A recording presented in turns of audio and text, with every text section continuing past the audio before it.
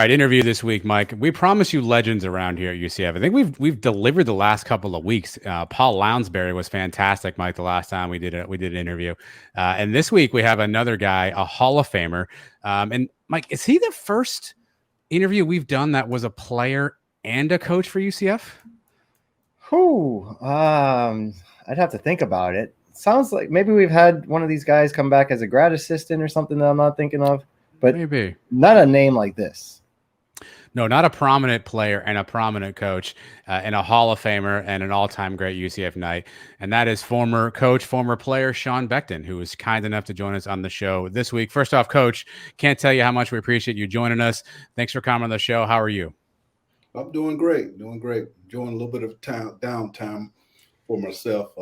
Been at coaching for a long time, and taking a step back a little bit this year since my ousting at University of Nebraska. But taking it all in, looking for the next step in life, coming hopefully soon. Well, we'll get to all that. We got a bunch of stuff to get to, Coach, because you've had such a great, long, storied career at UCF in many different roles. But I always like to start off with the beginning. You got to UCF in 1987 as a player. How did you find UCF as a player? Talk us through your recruiting process. How did you decide that you want to come to Orlando and be a Knight? At that point, a Golden Knight, I guess. A Golden Knight back in those days, the Division II. Rick Stockstill, obviously the head coach was Gene McDowell back then, but Rick Stockstill actually recruited myself and Sean Jefferson, another Hall of Famer, great player, and also a tremendous coach in the NFL right now. He picked him up in Jacksonville and then came down, picked me up in Ormond Beach, and basically we rode over for a visit to UCF, and me and him got together at UCF and basically made a pact, say, hey, let's go to UCF and change the game. And apparently we've done that.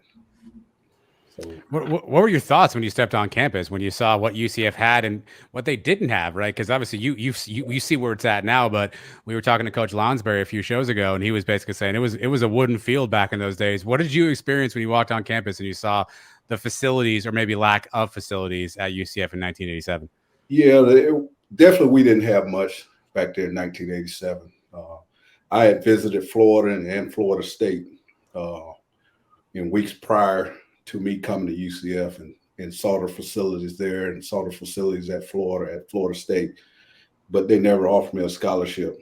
And I came to UCF, and they did a good job. Coach McDowell, Mike Kruczek, Paul Lounsbury, all those guys were there at the time. And Rick Stockstill was a receivers coach. But we didn't have very much. It was basically a small weight room, small coaches' offices in the old Dench. But the big thing, one of the things that sold me was an opportunity to come in and contribute right away, which I did as a true freshman, play right away. But we didn't have very much. I tell people all the time, some of these young guys, kind of take for granted what they currently have. And we didn't have much. We had enough to get things done, but we didn't have very much. What did you think about the talent on the roster when you got there? We had Darren Slack at quarterback, guys like Bernard Ford, obviously, some very talented players. How did you feel you fit in there in their first year there? Well, funny story. I was actually recruited as a defensive back initially. And Bruce Bennett, who was the defensive back coach, and actually Randy Romero, and Bruce Bennett was the defensive coordinator. They didn't think I could play over there on that side of the ball. So actually Rick Stockstill moved me over to receiver because they were short a couple guys there, which I didn't think they were very short because they had some studs, Bernard Ford, a 4-2 guy. Arnell Spencer was another guy over there. And Teddy Wilson had just left there. So they've had some players over there. And Coach Stockstill said, hey, you can come over and play, fairly early. But we were stacked. Defensively, we had Mike Cole, who was a tremendous linebacker. You had Wyatt was another linebacker. You had Demetrius Bemery, who was a bona fide defensive tackle. Ray Irvin was over there in the secondary. Keith Evans. I mean, you just long list of guys over there. And then you had all those weapons on offense, that we had. Giacone and Robert Ector was a running back. We had some pretty good offensive linemen. So we had some really good talent. It's just putting everything together. What was your reaction when they said they wanted to move you to defensive back? Is that something you were open to doing, or were you set that you always knew you were going to be a receiver? Well, I was an athlete. I was a quarterback, receiver, DB in high school, so it didn't really matter to me. I was three sport, basketball, football, and baseball. So I've always, been an athlete, and it didn't matter to me wherever I could help the team, win games. That's what I was going to end up doing. So Coach Stockstill fought for me to come to receiver, and which the receiver room was stacked, and I ended up getting in there learning, the playbook, and rest is history. First game against Bethune on a fake punt, caught a pass, and ended up catching, 40 balls as a true freshman. Yeah, Coach, what was practice like then? Obviously now you've been coaching obviously for a long time, right? So now practices are structured a certain number of hours a week, right? Yeah, you can't have contact. Tell us, what were practices like back then compared to now? How tough were they? Were there any rules back then? Could you just practice whenever you wanted, however long you wanted, however hard you wanted? I tell people all the time that UCF football as a true freshman made me tough as nails because of the standards that we had.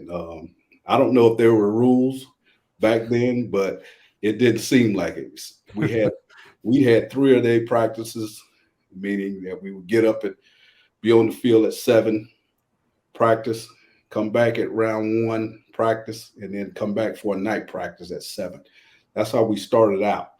And then we matriculated into 2-a-days, and then basically went into the season. So training camp was always a grind, and it made us tough, and we were able to compete and basically sustain throughout the entire year because of the toughness that we went through the regiment. And the summers, obviously we didn't have the funding back then to keep us around for summer school, but most of us kind of worked and prepared ourselves to get us, kind of stayed around to, be in shape and at UCF to understand the rigors, because we had to make sure we were able to get through 3-a-days and then the 2-a-day forces of training camp, and then be able to hold up throughout the rest of the season. But it was tough. Nowadays, with all the NCAA rules, with the limitations on the hours and, discretionary periods where you don't have to be there. No, they were mandatory, back in those days. And guys that didn't show up, we held each other accountable. And that's one of the main reasons why we were pretty successful. There in that 87 team was a semifinal team, and that 90 team, my senior year, was a semifinal team. Well, talk about your head coach back then, the late Gene McDowell. What was he like as a head coach? Was he a player's coach, disciplinarian? Obviously, Mike Kruczek on staff as well. Offensively, that you all did a lot of creative things. What was Gene McDowell like as a coach? He was a player's coach, but also very stern and disciplined with all the players. He didn't sugarcoat with any particular player. He wanted everybody to be on the same accord. He didn't treat anybody different. He would call you off in his office. You knew it was something probably not good.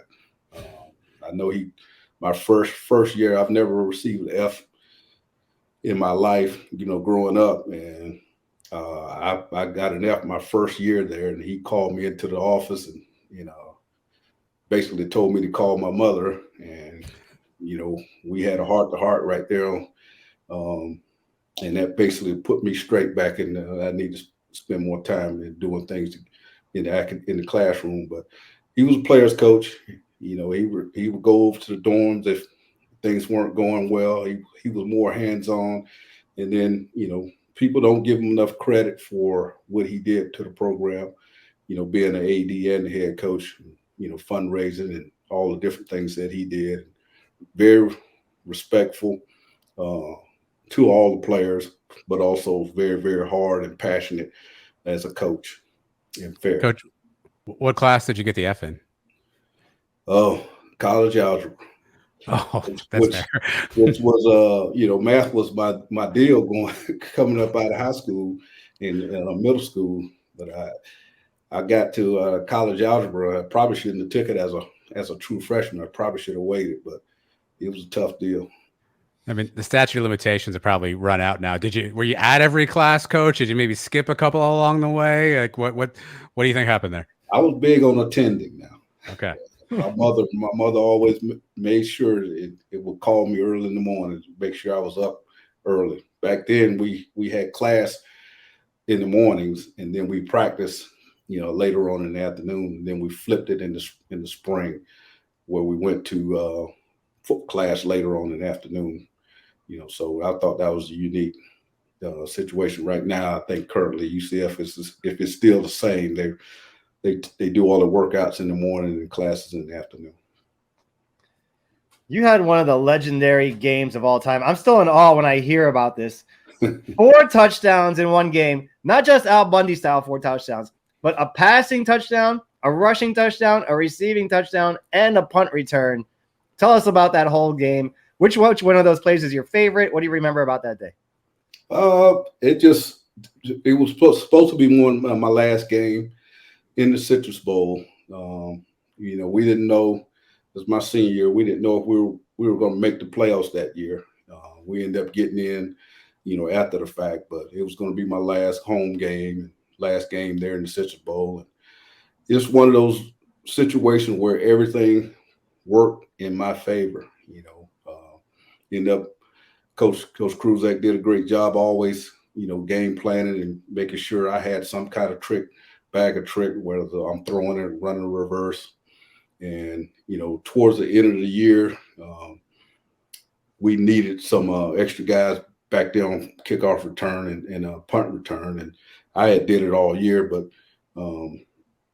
one situation where I had to get back there and do what Sean Jefferson went down, I had to put myself in this situation to return a kickoff. I thought I was going to end up trying to get one of those at the end of the game there, try to make it a 5 deal.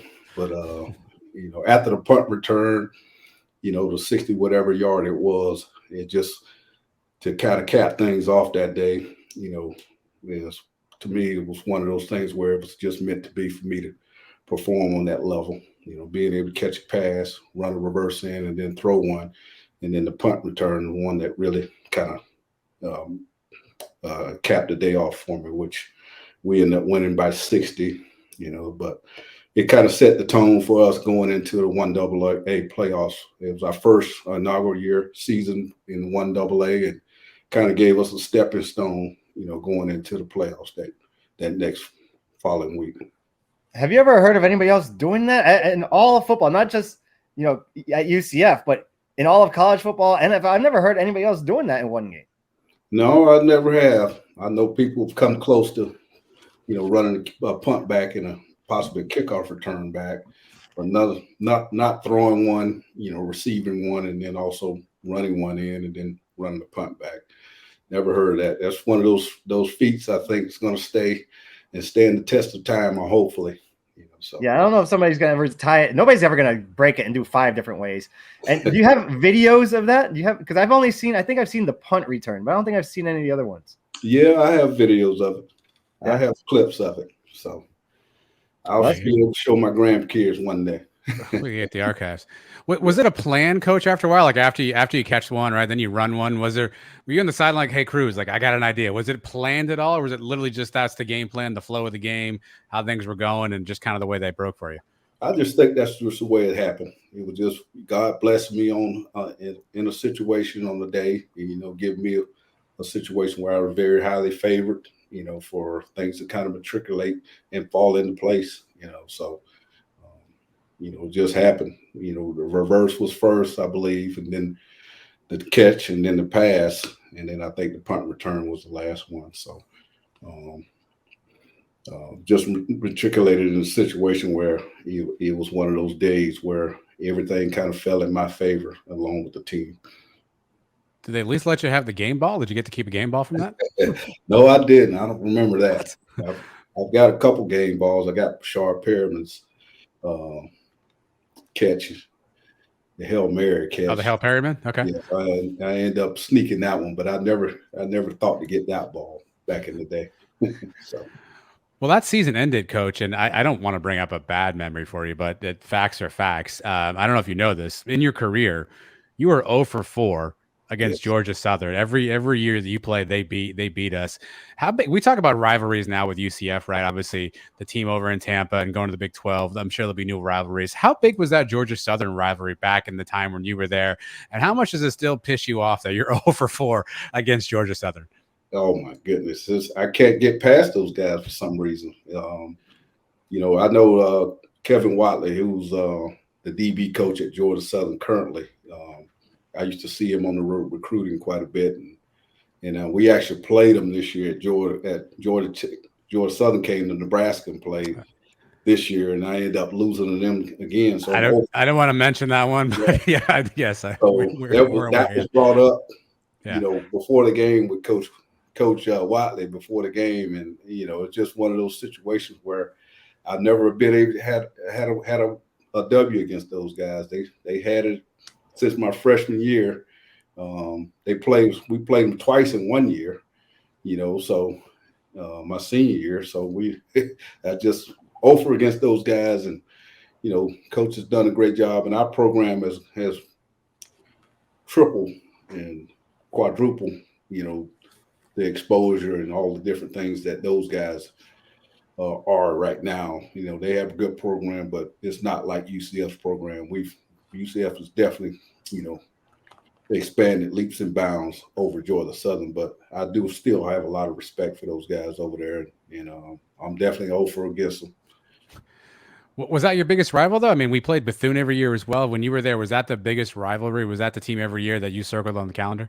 I think, but early in the year, Bethune was initially, but at the back end of the year, we knew, Georgia Southern was going to be there, and it was a 1 year where Troy was kind of a nemesis, and they became a rivalry. But for me, it was always Georgia Southern. Bethune, we knew we were going to beat them, those guys. But Georgia Southern had that history of with Eric Russell there running that triple option.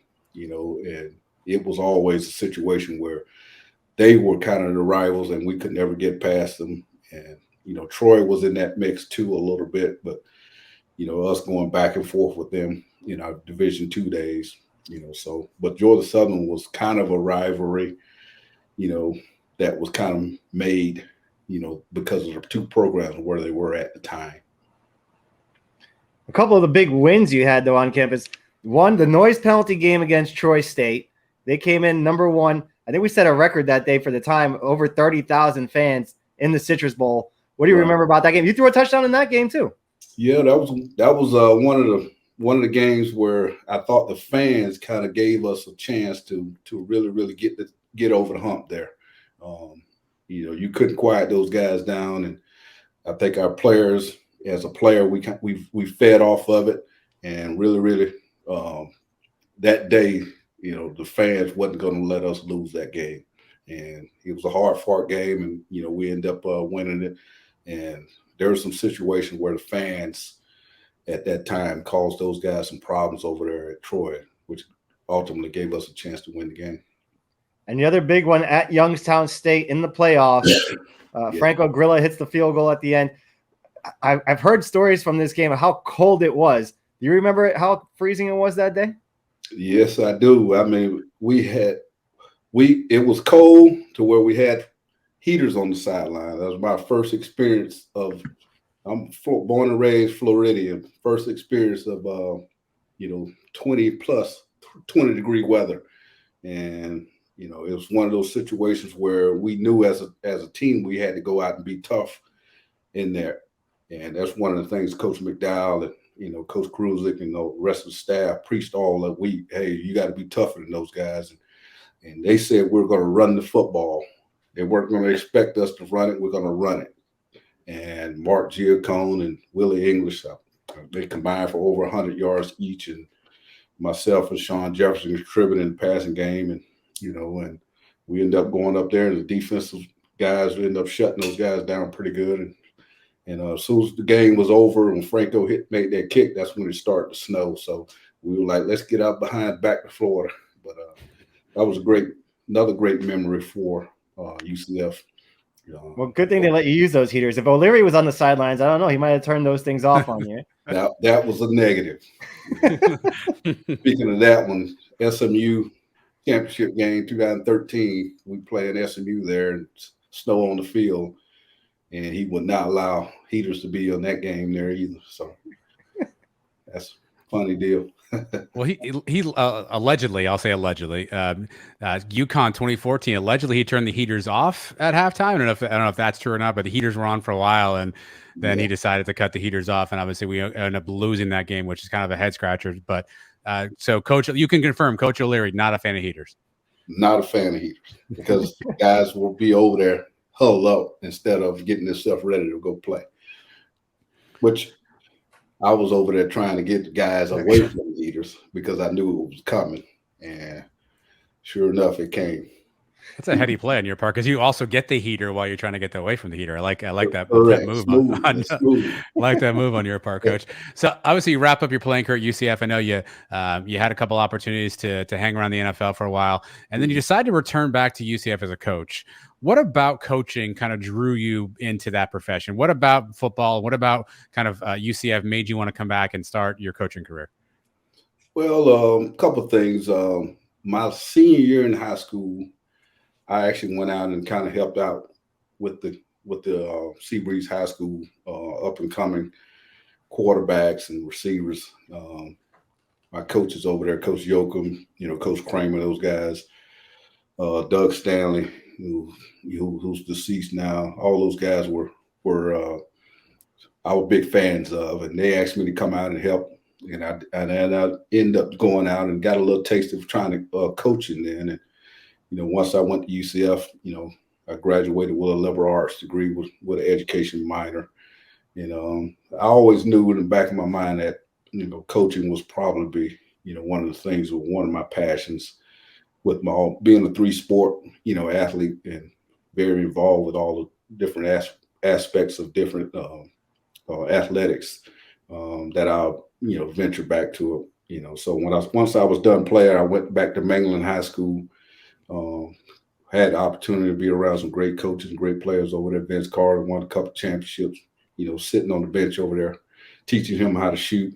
But and then, obviously I GA'd at UCF trying to finish my degree because I played as a true freshman and wanted to, try to play in the NFL. So I ended up leaving early and concentrating on that.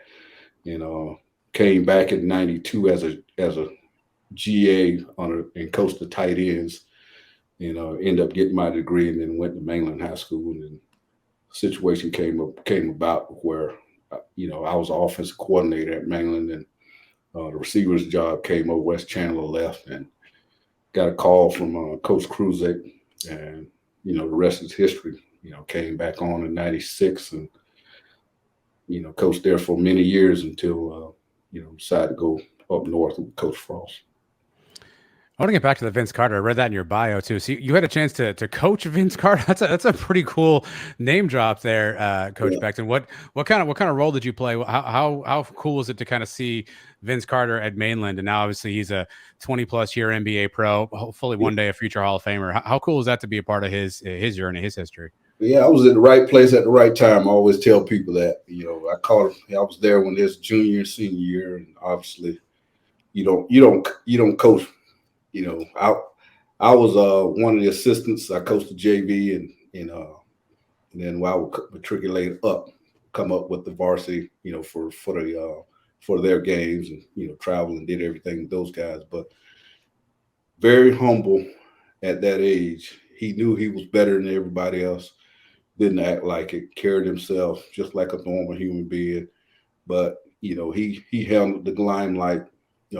His mother was his rock, kind of kept him grounded. And Charles Brinkerhoff, basketball coach over there, welcomed me in, and he knew Derrick Henry, who's the current mayor over in Daytona.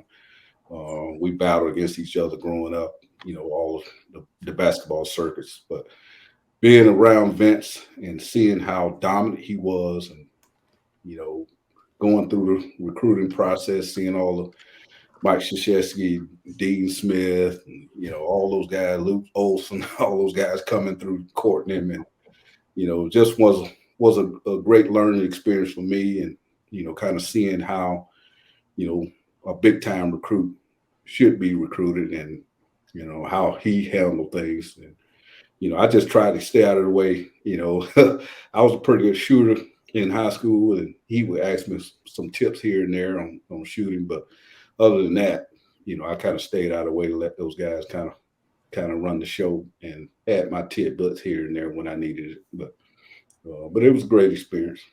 I was going to ask, did he ever catch you on a dunk? I mean, David, you ever just walking under the rim and he caught you on a dunk for any reason? Multiple times. That's still a pretty cool story to be like, hey, I got dunked on by Vince Carter. I mean, that's still a decent story, Coach. Yeah, he's phenomenal. I play in his golf tournament, when he has hosted in the summer, so I'm around him a little bit still. So you got to come back to UCF under Coach O'Leary, and you were there for some big moments. Obviously, you came back in 2009, but 2010, we go on to win our first bowl game, the Liberty Bowl. 2013, we beat Baylor out in the Fiesta Bowl. We have these debates all the time, and you were parts of all these teams. Yep. Which team was the best team, 2013, 2017? I get access all the time. I just think the 2017 team, I think that was a special team. We go 13-0, and playing against the competition that we played, that year, I just thought that for the players aspect and the defensive side of the ball, offensive side of the ball, special teams, I thought that was our best team, during my time. 13 was pretty good with Blake Bortles and Perriman and Storm and, some of those guys over there on the defensive side, Kamal Ishmael and Boye and those guys. But the 13 team, the 17 team was probably the best team to probably ever, step foot on campus. Yeah, that 13 team, not bad. I mean, the win at Louisville, the Baylor game, like we talked about. And then the South Carolina game. Yep, the one we lost. We were up 10-0. We should have won there. I'm not mistaken. Missouri. We played Missouri that year, or that was that was the year before that we lost to Missouri. But that team was pretty good too. But I just thought the 17 team was just special. You had Akins, Franks, all those, Killings. You had all those guys over there just were. Well, that's the next thing I'm going to ask you is about the receiving corps, because you're working up close and personal with those guys. That group in 13, you've got Perriman, you've got Godfrey, you've got Reese, you got Rennell Hall, and then in 17, you're talking about Traquan Smith, Snelson, Akins, those guys. But even you going back even further than that, back to Doug Gabriel and those guys, Jimmy Frizzell, yourself, Greg Jefferson. We've always had unbelievable duos. Yeah. Rank them. What's the top duos ever at UCF? Give me the top three. Well, I always tell people all the time, and people don't realize this. I had in one room Brandon Marshall, Doug Gabriel, and Darcy Johnson, who's a tight end for the NFL. He was a receiver starting out. So I had all those three of those guys in at one time. And Mike Walker. Along with Mike Sims Walker. So those four guys were sitting in one room, in the receiving room at UCF. And a lot of people say, no, that wasn't the case. I said, yes, it was. Mike's freshman year, Brandon was, a sophomore, and then Doug we had just got him, a couple of years prior. So I would have to, that was a dynamic in itself, with all those guys. And then I always tell probably people my deepest room and probably my best coaching job was that 13 team where I had J.J. Warden, Perriman, Reese, ended up getting Godfrey, went down and he had quit UCF football, and I ended up going down there and recruiting him to come back, play for me at receiver. And, just keeping those guys all together and being able to play, coming up with different roles for everybody, keeping those guys all together, all six of them had a love for each other. And probably that was my best coaching job. And I always talk about going back to Culpepper's years where you have Sire Burley and Martin Onside, and Todd Cleveland and Rufus Hall. Those guys were pretty good back in 97, So I've had a good run, obviously the receivers there, and then that 17 team, I wasn't the receivers coach, but Traquan, Snelson, those guys were pretty good. But I think the Rennell Hall, Perriman, that probably was the best, well-rounded out of the six. And then the Brandon Marshall, Mike Sims, Walker, Doug Gabriel was probably the most talented, tandem that I had. But the Sean brothers were the best, right? Sean Beckton and Sean Jefferson. Jefferson and Beckton was pretty good, not as good as those guys, though. We were pretty good too.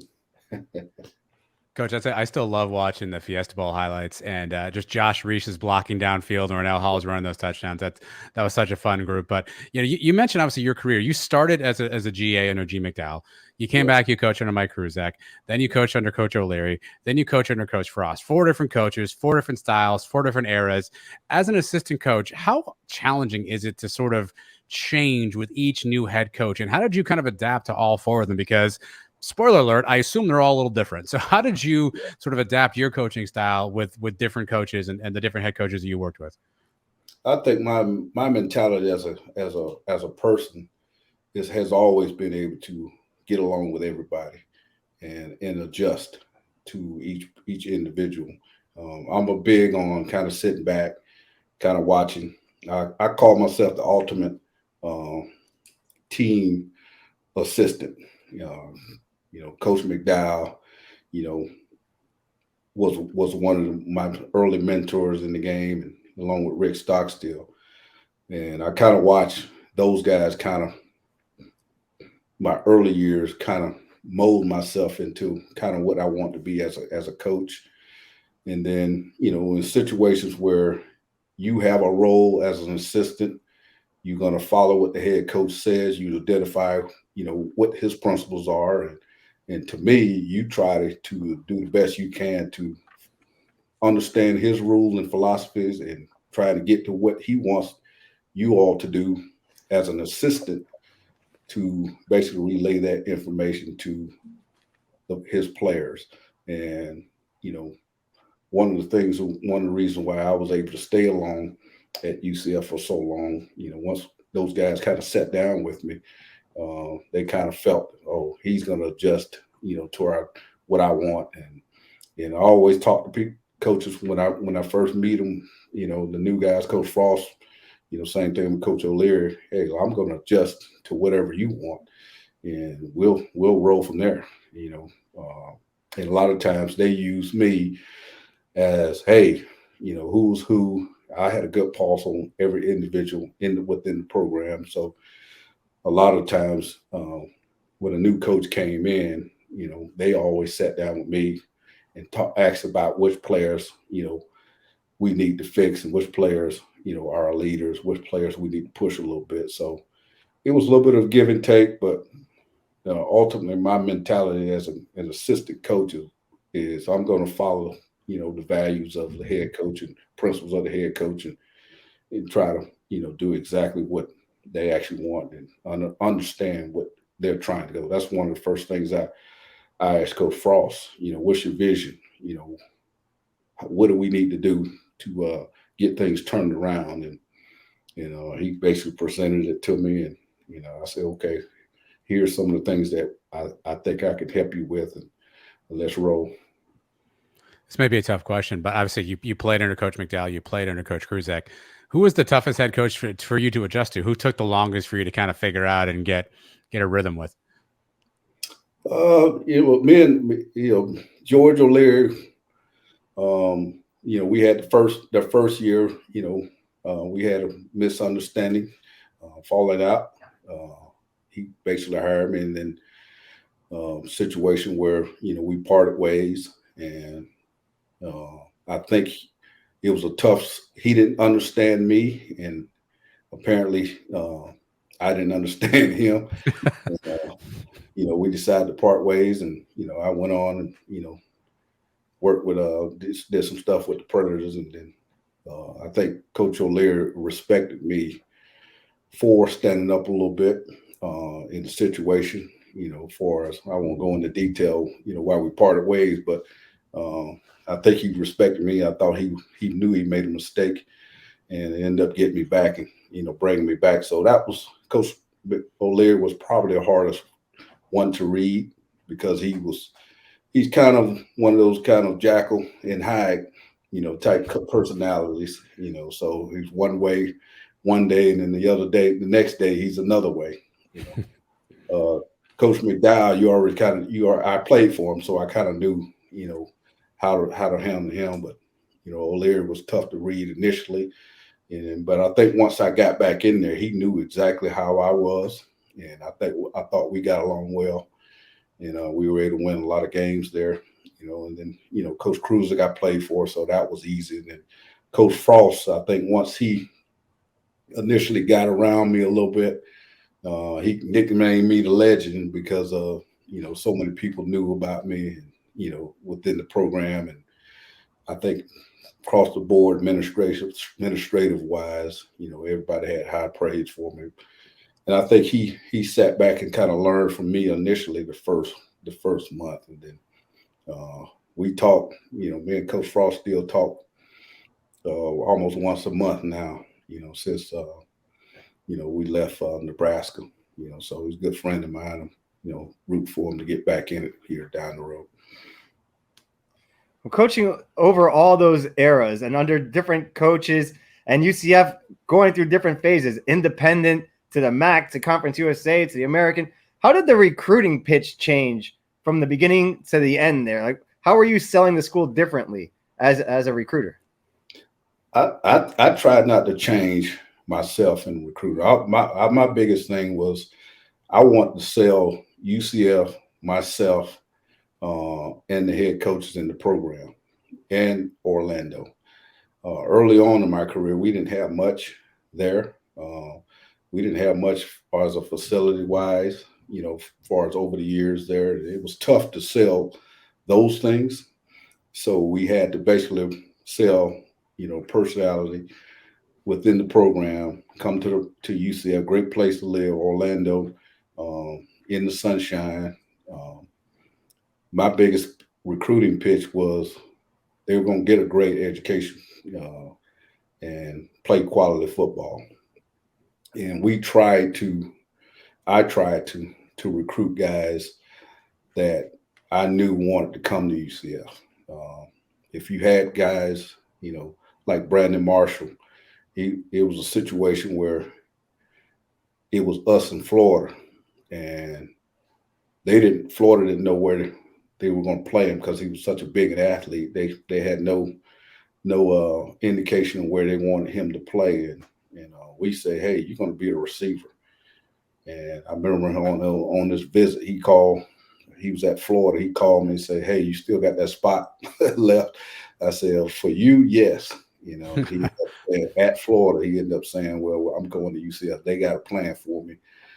So there's a lot of those individual type situations. Same thing with Bryce Sims Walker. He had quite a few people looking at him. You got an opportunity to come in here, be the man, and play, with Brandon Marshall. And, there's a lot of individual type things because we didn't have the facilities to sell. So it was more or less, opportunity, being able to play close to home.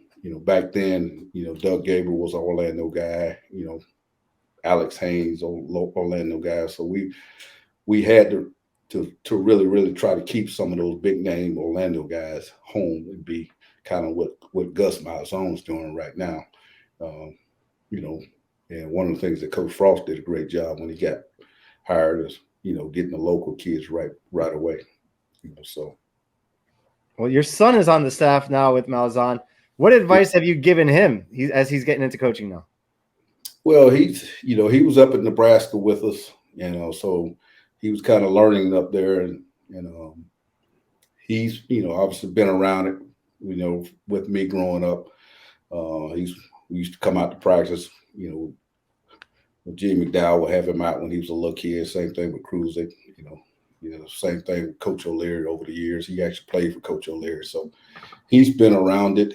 You know, I think he's kind of sat back and watched me as a coach, and, you know, found his niche as a strength coach, and, you know, that's what he got his degree for at UCF in exercise science, and went out to Nebraska, which invented strength conditioning. So he learned a lot from there. So he's doing extremely well. You know, he wants to be a strength and conditioning coach for life. So he's yoked up like he is too now. So. Coach, we've talked to probably a dozen or so players who played on that 2015 team, and we've got that, obviously, the perspective of being on a team that doesn't win a game, but we haven't talked to a coach yet who's really been a part of that staff. What was 2015 like for you from a coaching perspective? Obviously, a tough season. You don't win a game. Coach O'Leary leaves, you know, with 4 games left in the season. What was that season like for you from a coaching standpoint? That was a hard year for me because I'm a UCF guy, and, you know, the program has been built, you know, since I'd always go back to my '87 season when we went to the semis that year, and I think the foundation was laid then. And, you know, there were some setbacks along the way, but the 15 that year there was hard on me because of how hard we fell that year, and I just felt that, you know, the kids on that team. I thought we had plenty enough talent. I just thought those guys just didn't want to play anymore, you know, for Coach O'Leary. And it was a sad deal. I didn't want Coach O'Leary to go out that way because of how much he's done for the program.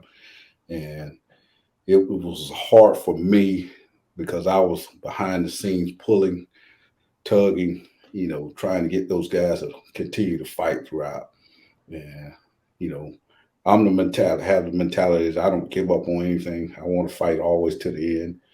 And even going up into the last game against South Florida, where we had a chance to win that one, I was in the locker room yelling and screaming. Yeah, I was yelling and screaming at coaches, you know, hey, we got this thing. Let's finish this thing out right. And we didn't end up getting it done, but that was hard for me. And I had to do some soul searching, you know, as far as myself, you know, as a coach, you know, what am I doing wrong? And, you know, and kind of redirected myself into being more of a detail oriented and, you know, spending more time individually with the kids. And, you know, I think we got a little complacent there as a staff. And, you know, I thought the kids were willing. We had enough talent there.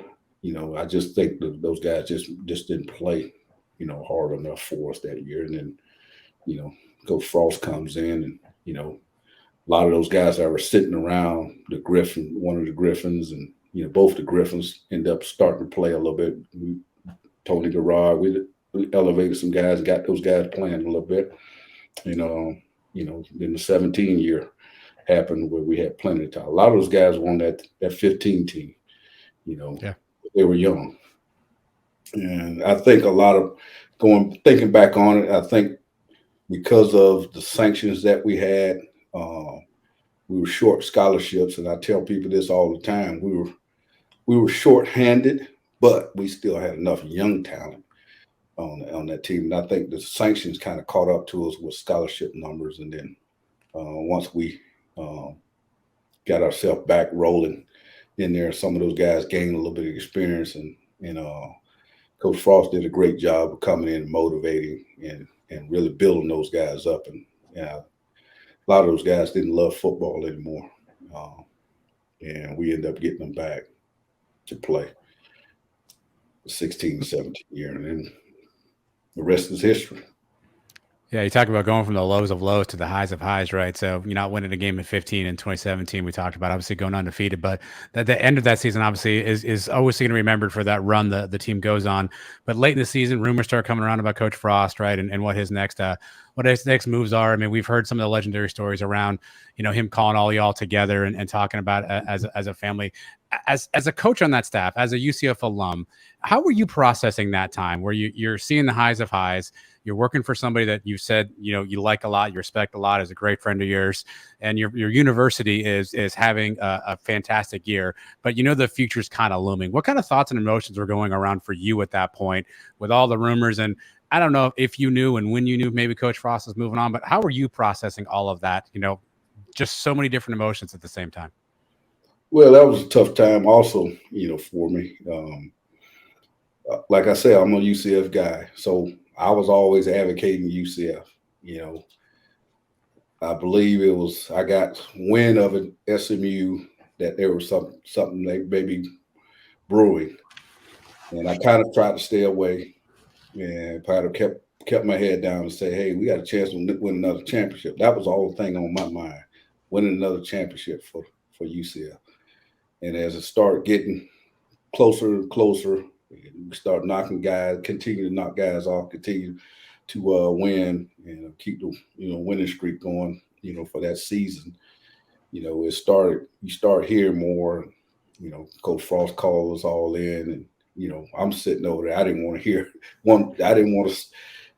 hear anything about it, but obviously, I got chimed, went around the room, UCF. So, and all the different places that we got offered, Coach Frost got offered, hey, we all going. So, and I'm just sitting back there like, I was the only one that, me and Coach Walters, I believe, the only one who really didn't commit initially, because of, what we knew UCF was going to end up being. We would have stayed. I always advocated, hey, you stay here, we're going to win 10 every year, 9, 10, 11 games every year. The championship game came around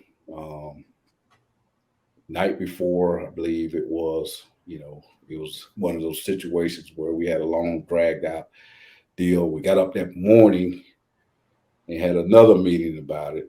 And, it was to where I got ticked off and said, hey, we got a championship game. We got to go. Can we talk about this after the game? And I didn't know what was going on. And apparently it leaked out at halftime, which, kind of ticked me off. But we ended up getting through the game. And then, after the game, some of the coaches that left and went to Nebraska, I stayed because, my loyalty to UCF, wanted to see who the next guy was going to be, end up staying around and recruited. And in the interim, when they brought another coach in, Coach Frost is in Nebraska, calling me every day, trying to get me to come there. So, it was a tough deal for me, and, I actually sat down with Coach Heupel and I talked to him. Danny White encouraged me to, sit down and talk to him, and just didn't feel right at the time with Coach Heupel. I think he got a situation where Randy Shannon was kind of forced on him a little, and it seemed like I was being forced on him a little. So I don't think the situation was right. And in fairness to Coach Heupel, I think he did the best job he could sitting down with me. But once we talked, and I just felt I needed to move on at the time. And I got a lot of flack from some people, but I don't really care. But I told people a long time ago I would never leave UCF if it was in a bad situation, which UCF has not been in a bad situation since I left. And Coach Heupel's done a great job. After Coach Frost, and Gus is doing a really good job out there now. And all I care about is the program being good standings and continue to win. And I had opportunity to come back, last year, and I ended up staying out there with Coach Frost. And, I knew the situation was very dim for us out there, but I just felt that I needed to try to stay in there to kind of help Frost get over the hump, which, I thought we could, and it just didn't work out, so, but if I had to do it all again, I probably would have did it the same thing, so. Well, Coach, I appreciate your candor. I got two quick follow-ups, if you don't mind. Was there in 2017, was there a chance that you think that Coach Frost would have stayed at UCF, or was his mind made up that whether it be Nebraska or Florida, allegedly, do you think that he had pretty much decided he was moving on from UCF? No, I think he really didn't want to leave. I think he really loved UCF. I think a lot of outside forces may have. I don't want to speak because I don't know exactly, but I think a lot of outside forces from Nebraska got into his head, and he really loved UCF. And we talk about it all the time. Hey, we would have stayed, how things would have been different. But I think he respects me because I always tell him the truth on everything. And I just, he was very, very torn. I think when everything kind of leaked out, it was a situation where I think he had to go then, but I think he was trying to get out of it, in the end, because of the kids. I think he built such a relationship with those guys, and I just felt that he really, really loved UCF and was in a situation where, he was kind of forced into making that move. And you meet with Coach Heupel. Did you think that there's a legitimate offer for you to stay at UCF, or did you think it was more so he was just trying to, do right by you and give you a conversation, or do you think he legitimately was interested in having you on his staff? Well, my interview with him, I'll be candid with you. I didn't feel like he wanted me. He didn't know who I was. Basically it was like, hey, I got to get to know you.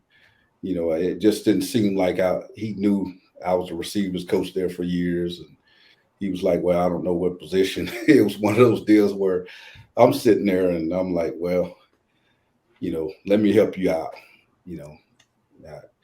I'm a pretty attuned guy to situations. And, I think the way he was hired with Randy Shannon at the same time with him, I'm just sitting there processing it. Oh, okay, well, here's a first-time head coach. I don't know what this whole situation with Randy Shannon was in him, but you get hired at the same time. I don't know if you knew each other or what, but I just felt that, I was kind of thrust on him, because I got a call from Danny White to say, hey, can you go back and meet with him again? And, basically I took the call the next day, told him I was going to Nebraska. So I just kind of made it easy for him. But I didn't feel like I was wanted right away. Coach Frost, when he came in, he came down to my office, boom, hey, I want you on staff. I know everything about you, this and this, I want you to help me build this thing and get this thing back to where it used to be. With Coach Heupel, it wasn't none of that. It was more or less kind of like, oh, I got another guy that I got to kind of force my hand to stay on staff, and which, I felt that, he didn't really want me there.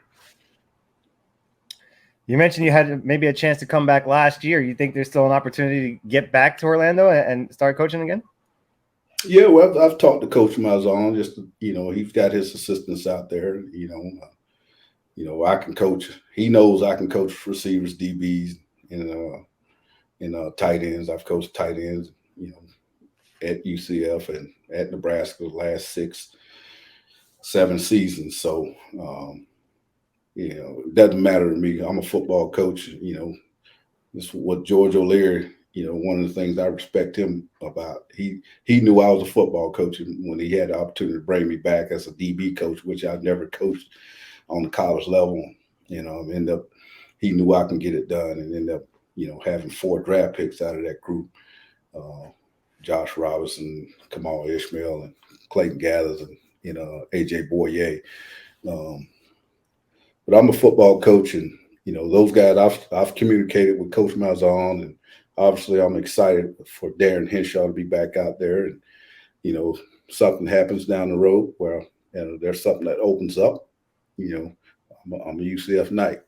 So end of the day, it'd be hard to turn down opportunity out there again. I'm also, maybe looking at some stuff possibly, hopefully down the road, with this next recruiting, this next cycle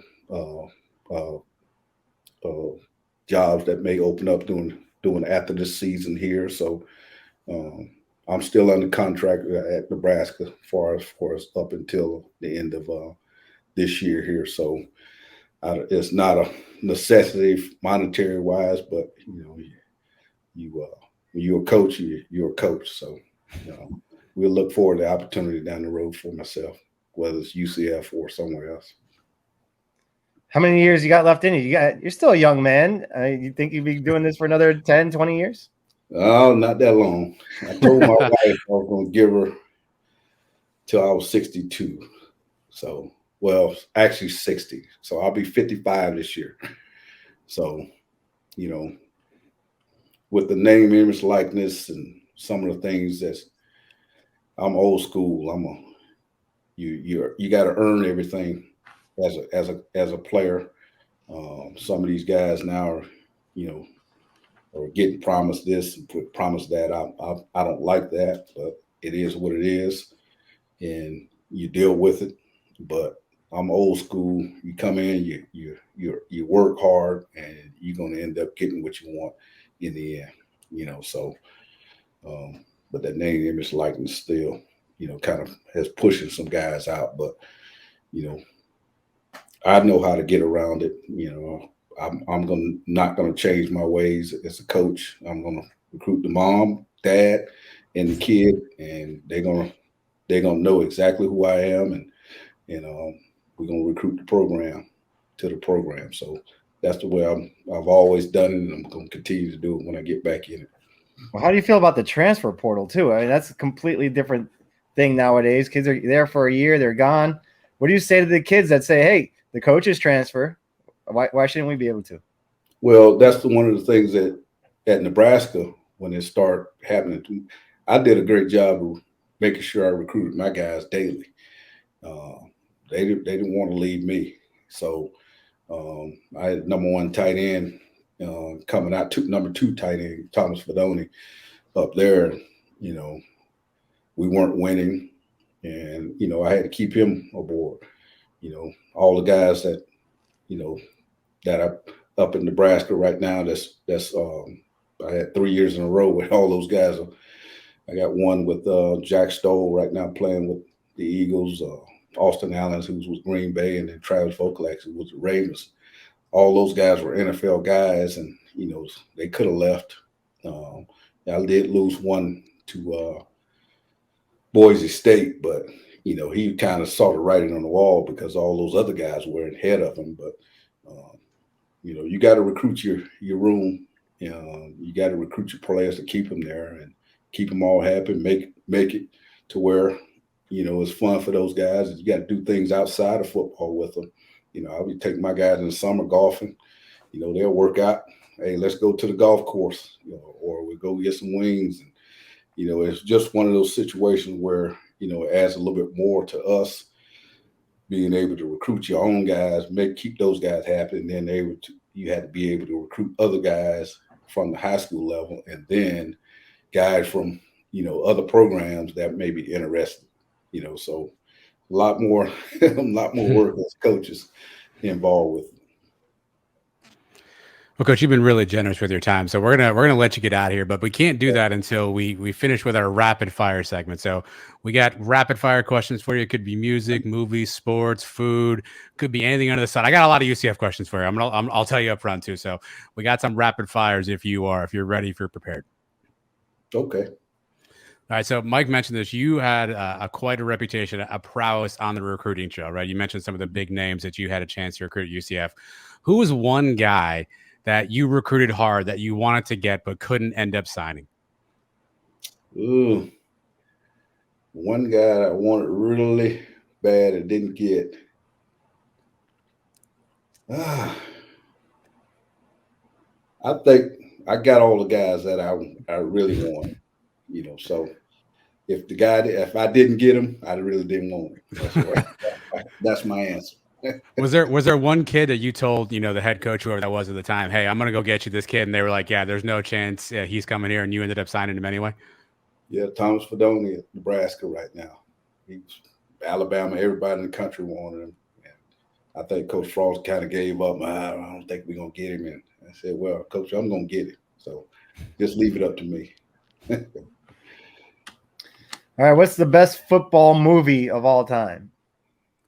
Ooh, best football movie. The one with Denzel in it. Remember the Titans?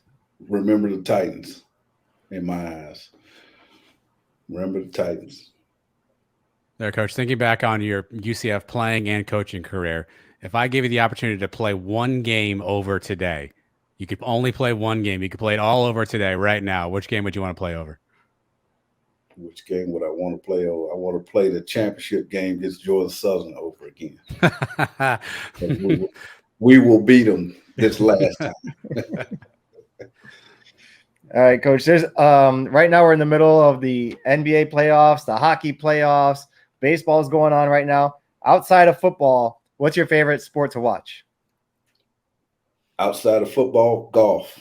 Yeah, good answer. I'm a huge golf fan, yes. What are you shooting, by the way? You seem to be you play a lot. I've been playing since I'm on the bench right now. I've been playing quite a bit, So I'm in mid 80s, low 90s. That's pretty good. 14 handicap. All right, Coach. I have a copy of the UCF record book right here in front of me. You still hold the record for most consecutive games with a catch. Do you know how many games it is? I believe it's 42. That is correct. That is correct. You are third all time in UCF receptions. Do you know how many receptions you have all time career? Well, that's a little skewed. I complained to those guys about that. I have 197. Okay. But I'll actually have 214. Early on in the rules, I guess they didn't count the playoffs games. So technically I have 214, but in the rule book 197. Well, 214 would put you number one ahead of David Rhodes, who has 213, by the way. Correct. Wow. Let me put an asterisk in my book here. But I respect David Rhodes. He was a great player, Hall of Famer. I want to give him his just due. But you're number one. Gotcha. All right, Coach. What song do you listen to get you hyped up for a big game? I don't rely on music very much to get me hyped up. So I'm more of a self-motivated guy. So, but I like music, but I don't have a particular song that hypes me up. All right. Coach, I'm sure 2017 may be the easy answer here, but thinking about your time again as a coach at UCF, was there one season where the team was better than you thought it was coming in, where you thought, hey, we're going to be okay this year, we're going to win maybe 6-7 games, and the team was just way better than you thought they were to begin the season? I think the year, I'm kind of losing a little bit. The year we won it back-to-back after Bortles and those guys left. So 2014? 2014 was better, even though we had Perriman come back. We ended up winning it that year on the Hail Mary, but that team was better than we actually thought it was going to be. We thought it was going to be a situation where we were definitely not going to win as many games as we won that year, so. And you're going to have to comment on this, Coach, but imagine if we had started Justin Holman instead of Pete DeNovo in that first game at Penn State in Ireland. Maybe we win that one too. I don't know. Correct. I agree with that 100%. I was in the camp of Justin Holman camp, for the record. Yeah, so that was the right side to be on, as it turned out. Hey, the receivers coach, the receiver room knew who we needed to have out there. And it's one of those deals where we waited till the second half to put him in, and that was definitely another win for us, a big time win if we would have started the game with him. As a receivers coach, though, I remember we had, I think it was Josh Reese, Mike, on the show, who told us that Holman split his glove open because he threw the ball too damn hard. As a receivers coach, were you ever to hey, quarterback, can you take a little heat off that? Can you not bend all of my guys' fingers backwards? Well, Dante Culpepper and probably him had the two biggest arms I've ever been around, in my career, pro or that's David Klingler, probably with Cincinnati while I was up there. But those guys just had arms like howitzers. And you never, as a receiver coach, you always say, hey, whatever he throws, you got to catch it. So you got to man up. But they did throw it hard. Well, speaking of that Hale and Perryman game, that was one of the only times as a fan we've seen O'Leary smile. How many times did you see him smile? And you were around them every single day. He smiled a lot more. Coach O'Leary, a lot of people don't realize, but he was more of a gentleman. He gave the appearance that he was always a tough-minded or tough appearance, rugged guy. But there was times where, a lot to where he was coming smiling. Pretty much all the time. You could hear him whistling on his way down to the staff meetings. He had a big deal. Hey, staff meetings at 6, it's actually at 5:45. So we would always be in there 15 minutes early. And we would always get the tone of how he was coming. If you didn't hear him, it was going to be a rough one. If you heard him, everybody kind of slouched back in their seat. Oh, it's going to be a good staff meeting. A bunch of players told us that they had a code name for him. They used to call him the White Horse. Did you know about that? And did the coaches have a secret name for him too? No, we didn't. I didn't know about the White Horse. That's the first time I've heard that. But no, the coaches never had anything. I think half the coaches were scared of him. So, well, the players said that they would say White Horse, and they would let each other know in case they were goofing around. If he was coming into the weight room or whatever, they say White Horse, White Horse, White Horse, and they knew that O'Leary was coming into the room. Yeah, I can probably the characters we had on the team in those years. I can probably sense the guys that probably came up there. Brandon Marshall probably won. Coach, Mike asked you one of the debates you hear all the time, the 2013 or 2017 team, who's better. Here's the second debate that we need you to settle, and you're uniquely qualified for this, right? Mike Kruczek legendarily looked like he was pretty heavy in the weight room. Always had a little bicep pump on him, right? Little tight shirt. He was legendary for his workouts. Coach Frost in his UCF days, little different in Nebraska. I think the winters got to him, but in his UCF days, Coach Frost, medium polo shirt, always looked like he was in good shape. Who wins in an arm wrestling contest? Peak Mike Kruczek or peak Scott Frost? Scott Frost all day. Wow. He was just naturally strong. We played basketball at UCF as a staff, and then we played up there in Nebraska. It's one of the reasons why we were so close as a staff. And Coach Frost was shut down the office lunchtime. Hey, everybody at the basketball court. He just was just a gifted athlete, so strong, naturally gifted. I don't think he lifted a whole bunch of weights at that time, but he just was still really strong and, yoked up, but powerful. And he gets it from his mom. His mom is an unbelievable athlete. If you ever got a chance to be around her, you can see why he was so gifted as an athlete. But you give Coach Cruz no chance. He's got no shot. Against Coach Frost? No. Wow. Okay. No. Fair enough. All right. With the NIL stuff, if it was around back when you were playing, you and Sean Jefferson, the Sean brothers, would you have teamed up on something? And would one of you have to change the spelling of your names? Because you spell it Sean, he spells it Shawn. Who's right on that? I'm right. I'm the Irish way, the most unique way, but I think we probably would have teamed up if we did have NIL back in the day. It would have been a Beck and Jeff, some kind of nickname, Beck and Jeff. The initials of our last 4 letters of our name would have came up with something, so. But Beckton first. Beck first, yeah. Of course, yeah. Alphabetical, like. Beck Jeff show. Actually, both names alphabetically, you would win that, Coach. All right, take us up to Nebraska for a second. What were the rules? Like, you're a UCF alum. Were you able to watch games? Were you like sneaking on your phone to see who was winning? I know there's a bunch of obviously the staff there. I'm sure there's probably a conversation around let's focus on the future. But were you sneaking scores? Were you trying to watch games in between highlights? How were you keeping tabs on UCF while you were in Lincoln? Well, hey, that was always a staple. I would always figure out what the game when the UCF played every week. Whether it's a Thursday night, I'll make sure, hey, coach, UCF's on tonight. Let's get us out of here early. So it was one of those deals where even Coach Frost, the rest of the staff, all those guys really want to see the guys at UCF still continue to do well. If we played somewhere and UCF was on the plane ride back, we'll have the game on. Coach Frost will make sure they had the game on, for us there. So we were still fans. I know a lot of the fans didn't like us leaving, but and the kids initially, but we were very close to those guys. And Coach, I still had my UCF stuff in my office up there in Nebraska. Everybody knew I was from UCF. So, if we were playing a late game and UCF was playing early, it was on in my office, and vice versa. If we played early, we played a lot of early games up there, and UCF played late, it'll be on in my office and also in the team room, for us, because the kids were family.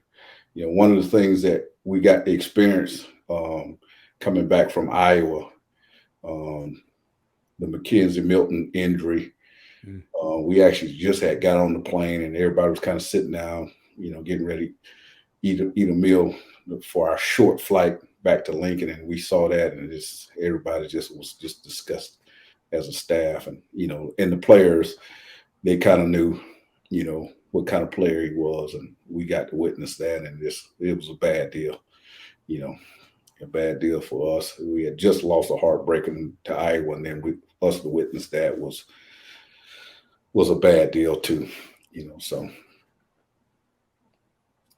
All right, when you're hanging out with the guys watching the game, what's the food of choice? Is it pizza? Are you getting some big sandwiches, chicken wings? What are you ordering? Chicken wings and pizzas for me. And what toppings we putting on there? Pepperoni, sausage, and mushrooms. And for the wings, are we blue cheese or ranch? Blue cheese all day with a Michelob Ultra. I'm hungry now. Coach, we'll get you out here in this question. We obviously are doing this on video. You've got some memorabilia behind you there. What I see some helmets. I see a jersey. What kind of memorabilia that you still hold on to behind you there? Well, my jersey, my playing days jersey, my playing helmet is up there. Fiesta Bowl hat, some UCF helmets over the years, a black one, a gold one. I got the Bashard Perriman catch, the Hail Mary. Oh, Hail Perriman, there. Look at that. The Hail Mary catch. Does he know you have that, by the way? No, he doesn't. No, he doesn't. He does now. Fiesta Bowl. I got inducted to Seabreeze Hall of Fame. I got a ball for that too. So,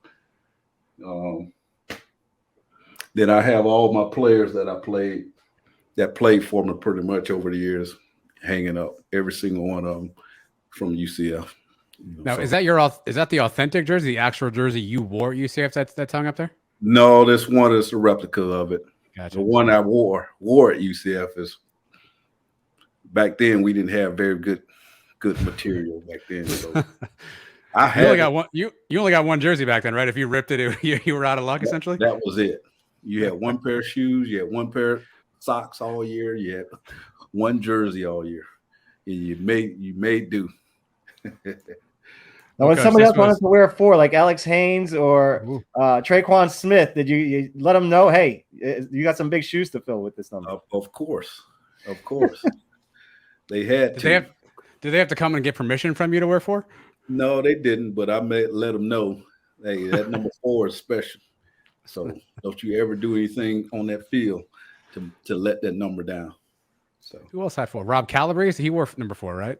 Calabrese, doing well, but okay, yeah, he's a coach now. Okay, fair enough. Coach now, but yeah, all those guys that wore number 4, they better, if they didn't play and and hold that jersey number in higher standard, they were going to hear from me. Well, Coach, just one of them. This has been a lot of fun. We appreciate you taking so much time and telling so many cool stories. Obviously, again, you're a legend at UCF. We're so happy to have you back around the program. Hopefully, we'll see you at games this upcoming season as a fan, and maybe at a future game in a different capacity as well. I know a lot of Knight fans certainly hold you in high regard. So, thanks for taking your time to join us, and hopefully, we'll catch up soon. Okay. All right. Thank you, guys. Enjoyed it. Appreciate you guys. Thanks, Coach.